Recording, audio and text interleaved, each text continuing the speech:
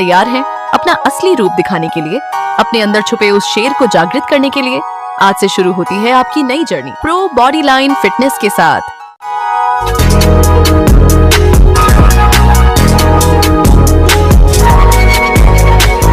YouTube स्वागत। ನಾನು ಮೊಹಮ್ಮದ್ ಯೂಸುಫ್। ಇವತ್ತು ನೀವು ನೋಡಿದ್ರಿ ಏನ ಬಿಜಾಪುರ ನಗರದ ಸಿಎನ್ ಪೊಲೀಸ್ ಡಿಪಾರ್ಟ್ಮೆಂಟ್ ಐತಿ, ಅವರು ನಮ್ಮ ಬಿಜಾಪುರ ನಗರ DDPI ಕಚೇರಿಯಿಂದ DDPI ಅವರಿಗೆ ಕರೆಸಿದ್ರು ಇನ್ಕ್ವೈರಿ ಸಂಬಂಧ. ಅವರು ಬಂದ ತಮ್ಮಲ್ಲಿ ಏನೇನು ಮಾಹಿತಿ ಅದ, ಏನೇನು ಭ್ರಷ್ಟಾಚಾರ DDPI ಆಫೀಸ್ ಒಳಗೆ ಯಾರ್ಯಾರು ಮಾಡ್ಯಾರ, ಯಾರ್ಯಾರು ಈ ರೀತಿ ಆರೋಪಿಗಳು ಅದಾರ, ಅವರು ಸಂಪೂರ್ಣವಾಗಿ ಮಾಹಿತಿ ನಾನು ಸಿಎನ್ ಡಿಪಾರ್ಟ್ಮೆಂಟ್ಗೆ ಕೊಟ್ಟಿರಿ ಅಂತೇಳಿ ಇವರು DDPI ನಮ್ಗೆ ಹೇಳ್ಯಾರ. ಮತ್ತ ಅದೇ ರೀತಿ ಪ್ರಶ್ನೆ ಏನದಲ್ಲ, ನಾವು ಧ್ವನಿ ಎತ್ತಿದ್ದೀವಿ.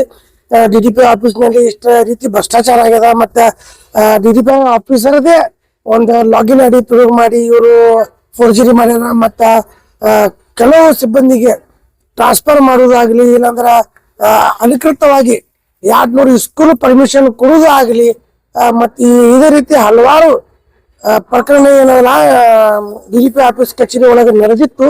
ಅದರ ಸಂಬಂಧ ನಮ್ಮ ಜೊತೆಗೆ ಏನದಲ್ಲ ನಮ್ಮ ಎಡ್ಯುಕೇಟ್ ಇನಾಯತ್ ರೋಜೆವಾಲಿ ಅವರು ಮಾಹಿತಿ ಕೇಳಿ ಅವ್ರ ಮ್ಯಾಗ ಅವರು ಧಾರವಾಡ ಕಮಿಷನರ್ ಆಗ್ಲಿ, DDPI ಆಫೀಸ್ ಆಗ್ಲಿ, ಲೋಕಾಯುಕ್ತ ಆಗ್ಲಿ ದೂರನ್ನು ಮಾಡಿದ್ದೀವಿ.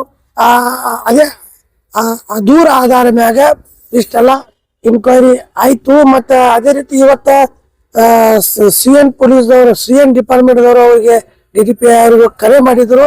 ಅವರು ಬಂದ ಇವರು ಹೇಳೋ ಪ್ರಕಾರ ಸಂಪೂರ್ಣವಾಗಿ ನಾನು ಮಾಹಿತಿ ಕೊಟ್ಟಿನಂತೇಳಿ DDPI ಅವರು ನಮ್ಮ ಮುಂದೆ ಹೇಳ್ಯಾರ.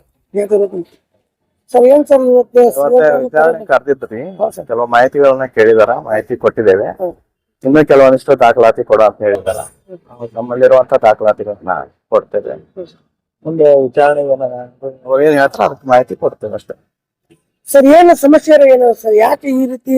ಏನಿಲ್ಲ, ಈಗ ಸದ್ಯ ವಿಚಾರಣೆ ಸಂಬಂಧಪಟ್ಟದ್ದು ಏನದ ನಮ್ಮ ಮಾಹಿತಿ ಕೊಡೋದಷ್ಟೇ ನಮ್ದು. ಮುಂದೆ ಅದು ಗೊತ್ತಾಗಿಂದ ಅದು ಏನು ಇನ್ನೂ ದಾಖಲೆಗಳಿಂದ ಅದನ್ನೆಲ್ಲ ಕೊಡ್ತೇವೆ. ಸರ್ ಕರ್ನಾಟಕದಾಗ ಈಗ ಅಸೆಂಬ್ಲಿದಾಗ ಈ ಬಿಜಾಪುರ ಚರ್ಚೆ ಆಯ್ತು, DDPI ಆಫೀಸ್ ಈ ರೀತಿ ಭ್ರಷ್ಟಾಚಾರ ಯಾಕೆ ಇದೆ ನಮಗ ನೋಡ್ರಿ, ನಾವು ಏನದ ಅದ್ರ ಸದ್ಯ ಅದನ್ನ ಮಾತಾಡ್ಲಿಕ್ಕೆ ಆಗಲ್ಲ. ಈಗ ಸದ್ಯ ಏನಾರ ಅದ್ರ ಬಗ್ಗೆ ನಾವು ಹೇಳ್ಬೋದು ಅಷ್ಟೇ. ಆಯ್ತಾಯ್ತು, 200 ಸ್ಕೂಲಿಗೆ ನೀವೇ ಪರ್ಮಿಷನ್ ಕೊಟ್ಟಿವಿ. ನೀವೇ ಕೊಟ್ರಿ? ಯಾವ್ದು 200 ಸ್ಕೂಲಿಗೆ ಹೇಳಿದೇವಲ್ಲ, ನಮ್ದು ಏನದ ನಮ್ದು ಏನೇನದ ಅದ್ರ ಪ್ರಕಾರ ನಾವು ಕೊಟ್ಟಿರ್ತೇವೆ ನೋಡ್ಕೊಂಡು. ಮುಂದೆ ಅದ್ರ ಬಗ್ಗೆ ಹೇಳ್ತೇವೆ. ಅವ್ರು ವರದಿ ಕೊಡ್ಬೇಕಿನ್ನು ಕೊಟ್ಟಿದ್ರು. ನಾನಷ್ಟೇ ಹಾಜರಾಗಿದೆ, ಅವರು ನಮ್ಮ ಊರಿಗೆ ಕರ್ಸಿದ್ರು.